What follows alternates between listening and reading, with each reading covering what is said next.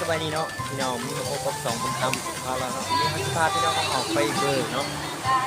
พาไปเบิร์ประตูใส่เนาะเขาจะพาพี่น้องเขาไปหับส้มเบิร์เนาะบรรยากาศครับสวยงามของประเทศลาวของเราไม่คือกันเนาะนี่เขาจะพาพี่น้องเขาไปเบิร์กันเนาะอันนี้จะเป็นแถวประตูใส่เนาะมันเขาจะพาทุกทีของเราครับพี่น้องเขาไปเบิร์เนาะความสวยงามของประเทศลาวของวันนี้เนาะคือว่าเป็น แถวประตูใส่เนาะมาที่พาไปเดินบรรยากาศเนาะคุยงานเดินมาไปเดินลงแล้วเนาะ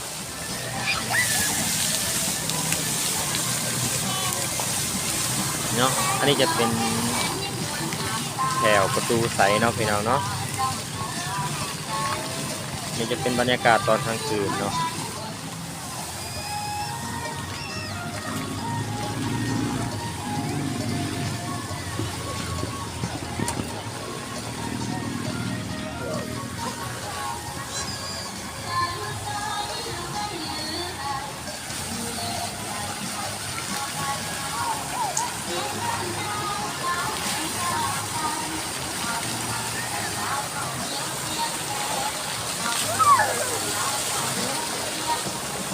เป็นบรรยากาศเนาะความสวยงามของประตูใสเนาะตอนกลางคืนเนาะเพราะว่าตอนกลางเว้นก็มีเนาะแต่มันจะบ่สวยขึ้นตอนกลางคืนนะถามแนวของเราไปเบิ่งเนาะว่ามันสวยดีเนาะแล้วมันงามดีเนาะทุกฝ่าย